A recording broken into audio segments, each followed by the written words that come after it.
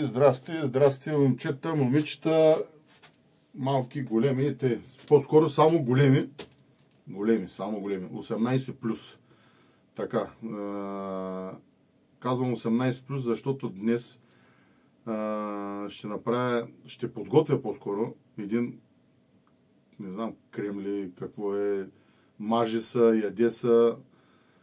И сега ще видите за какво става въпрос. Няколко пътя, дали на шега, дали наистина, аре дай нещо за у нас работа или те са работи.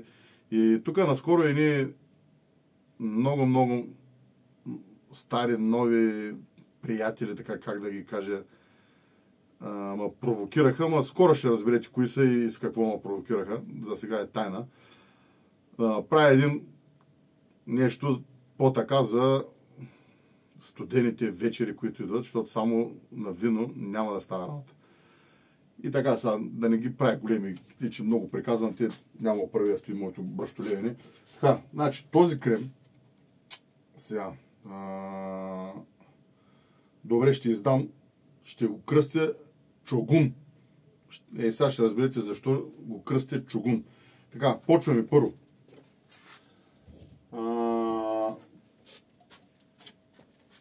Първо билките, да много се виждат тук хубаво, че още фирмата е бедна, нямам оператори, работя сам. Така, но така. Този крем, ви ще разберете за какво става. Първо, жълт канталион. Морсалски чай, вече разбрахте защо е морсалския чай. Ягодова мента, не знам дали ще попадали, това е лично вкъщи отглеждаме, ягодова мента, интензивен вкус, нали, на мента и вкус, такова мирис на ягода. Много интересен и е много подходящ. Знаете, сметана, ягоди, къде се слагат, какво се прави, но сега в момента само миризмата на ягоди и на мента. Ментата успокоява, морсалския чай е самолетния билет, жълтен кантарион, той има малко по-физически действия. И тук има едно много скрито, казва се мускатов конски босилек. Не го знам действията, образно казано, но защото, нали, е конски, сещайте се кой е пред, конски босилек, мускатов и то. Ще сложим. Така, сега, в ръцете си държа, това е маслен извлек, масло от авокадо и маточина. Значи, в голяма тенджера, под налягане, която е, слагам доста така обемисто количество, колкото събере, прясна маточина от дворене. Брана е пролета, когато е най-свежа. Слага се да се вари и отгоре.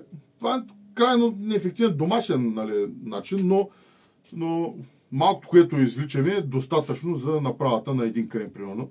Нали, голямо количество вари са чисто търговски не е ефективно, но за мен си е. Масло от авокадо. Масло от авокадо. Значи, маслото от авокадо свързва се с плодородието, нали, с формата на яйце в началото. Нали. Така. Някой може да иска да има деца, някой пък само за удоволствие. Нали. Това е едно от хубавите неща, които, нали, Бог ни е дал да не само да се възпроизвежда. Примерно, представете ли си, ако бяхме някои животни, аз да чакам някой женска, 3 пъти, даже някои 3 пъти да се разгонва в годината. Какво ще правим? Откачена работа, ето да сме много благодействени. Така, маслото от авокадо, билките ги казахме, другото скрито оръжие, метотрапица. Метотрапица. Много е важно. Значи, не е само чугун, не е само самолет, ами че има, както казват, голям весела къща. Запомнете го. Така, и съответно, нали, бурканчето, където ще бъдат приготвени билките. Така, слагаме си yellow кантарион, конски босилек, макар че ако имаше магарешки босилек, ще да е по-интересно, защото, нали, знаете, нали, коня, ама на магарето батко викал. Те, че все пак, не знам, глупости мои да се докато правим. Морсалския чай, слагам повече да има от него, да има голям ефект. деца казва. Ягодовата мента. Айде. Пръснахме малко, ама нали вкъщи има. Айде, така. Айде, така да има. Така, сега. Тези съставки ги слагаме. Малко по-бързо ще действам, за да не губим време сега. От хладилника сега няма варя бира. Не очаквайте нещо бирено да изваря. Варя маслата. Вижте, само че няма да ги изкон, защото са марки, да ни... Я да знам. Нямам идея какво се случва с тези търговски глупости. Така. Това също. Чакайте. Ама, не заминайте. Има още, не бързайте. Тъй. Така, сега. И тирищите масла и тя ще ги сложа така, нали, да не все пак, да знам, нали, някой да разсърдим някой от сем глупости, да знам. Така, ще покажа примерно масло от кайсиеви ядки. Сега, значи, кайсиевите ядки, маслото е много финно копринено и буквално подкамва, нали, към това, към ласки. Само да подкажа, че кайсиевото масло и за него ще направи лекарство за простата, ама няма да мажете там простатата, сега той ще е друго лекарство по-нататък. Не бързайте. Така. Тиквеното масло също е масло от тиквени семки. Изключително подходящо. Сусамовото отпуска мускулите, става човек, нали, знаете, някой път, примерно партньорката е скована или мъжът е скован. Те да знам какво значи скован, аз винаги съм готов за бой. Като на сън да ме пипнат, съм готов. Но той са други. Така. Масло от макадамия. Няма да показвам фирмата. Така. Сусамово, кайсиево, рапица от кокосовото и малко какао ще сложа. Малко какао, защото е малко по-гъсто. Трябва много да сте разгорещени, за да може да се стопли, като се намаже по кожата. Само ще кажа, няма да показвам после къде се маже. После вече като е готово, като предстои, тогава вече ще ви покажа. Само аз ще покажам. Няма да се жена да ви показвам какво се прави.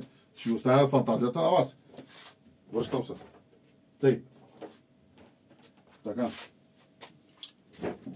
Той био, кокосово, студено, пресолено, екстра върджен, дъра, най-скъпто и най-хубавото. После да мога да ви взема парите, сега все пак. Така. Слага се всичко. Тези от джунджовийки. И така.